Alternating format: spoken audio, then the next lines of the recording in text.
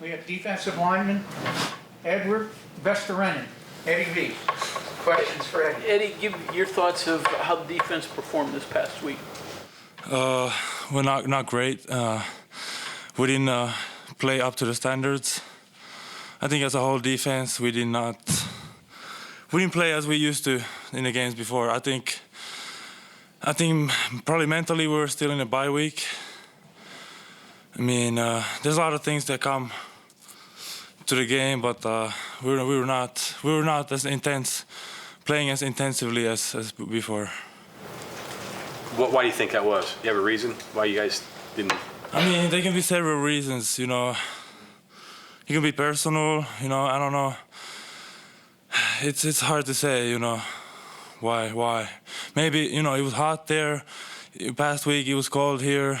I mean, we just came from a bye week. Maybe mentally still in a vacation mode. So, I mean, there's many things that can factor in that. How do you get that turned around this week, especially obviously the disappointment of how it ended last week? How do you put that emotion behind you? I mean, it's next play. Football, that's the mentality. It's next play. You mess up, you gotta do well the next play. You can't let the past affect your next play.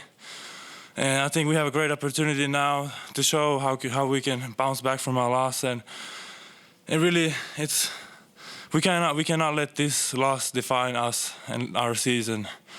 And we need to be tough, mentally tough, and bounce back from this and play as hard as we can this upcoming game. That last play, so much of the focus is on the ball in the end zone, right? But you're on the field. What do you have to do there, and what worked, or I don't know, maybe didn't work? Just what's your job and what happened on that play? So last play, I mean, I know it's a Hail Mary situation. My job, I was playing no zero. My job was to collapse the pocket and make the QB uncomfortable, make him move. And yeah, I mean, I think I did my job, but there's many things that come. You know, it wasn't just the last play that we lost. I mean, the whole defense played bad the whole game. You can't just put it on the last play. It's multitude of plays before that led up to that moment. Did you have to explain that to was your mom watching the game or your dad and explain the whole Hail Mary thing to them? Yeah, I definitely had to explain that. My mom, she thought the game ended when it's already 0 on the clock, but I told her, no, they snapped the ball. It's still. Yeah, she didn't understand that the play clock was 0, that the ball was still live. I had to explain that to her. And I mean, the first thing I went back to locker. I looked at my phone, and then I saw her text. She texted me like, "Congrats on the win," and then the next text was, "Oh, I'm sorry." So it was painful, but you know, you gotta live. That's life. Your play this year, I mean, you've played in the past, but you're playing so much more now. How have you done, and is fatigue an issue for you now that maybe in the past you never really had to worry about? I mean, I don't think it's a fatigue. My body's pretty well used to the fatigue, but I think I'm very surprised how my body is recovering from the games. And like last season, my body was pretty beat up, even though I didn't play that much. But I think my body gets used to the amount of snaps I play, and I'm being able to recover faster. And Mike Joseph, he does a great job with me getting back recovered. Do you use all that recovery stuff they have downstairs? You know, all the equipment, all the machines, beds, whatever. Do you use that? I mean, I use everything. Ice tubs. We have this new light bed. I love it. I use the float tank, the cryo. I mean, all of those things, they're very helpful to us. What's it like getting in the cryo machine? That sounds a little frightening for those of us who haven't done it. I mean, it's the same thing as you almost like fully submerge into an ice tub, like from your neck down. It's pretty much the same thing. It's just 3 minutes.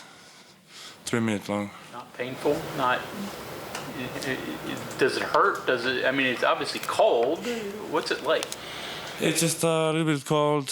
Your body, you can feel how your blood from your arms like go back into your stomach, and it just I think it recycles your blood so that you can get fresh blood to your muscles to help the recovery. But it just feels a little bit cold.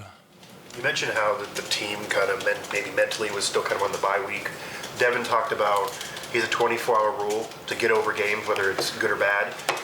What's your process to get over a game like that? And then now, as more experienced leader, one of the leaders of this team, how have you helped the other guys be like, we can't change that now, we got to get over it? I mean, today we reviewed the film together with the coaches, and today is like the last hour of the 24-hour rule, and you just need to be self-critical about the mistakes you did and write those down so you can remember in the future. And I mean, once you look at the film a couple times through, you know, you gotta let it go. It's I mean, to help my teammates, you know, you just gotta focus on Oklahoma State. You just gotta forget about Houston right now because you can't do anything about it. So just all focus on the next team you're playing against, because the game is every game is as important as the next one. You mentioned that your mom thought the game was over. How do you keep? You've got like 1 or 2 plays got to go back on the field.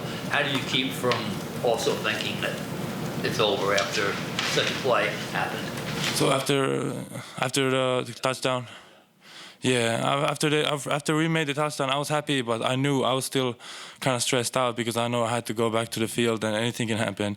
I wasn't really, like really excited. I was happy, but I knew that I had a little bit stress in my mind because anything can happen once ball is snapped, like anything. So I knew I was nervous about it, even though we made the touchdown at the end.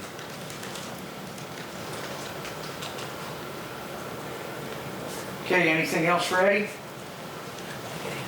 All right, thank you, Eddie. Thank you.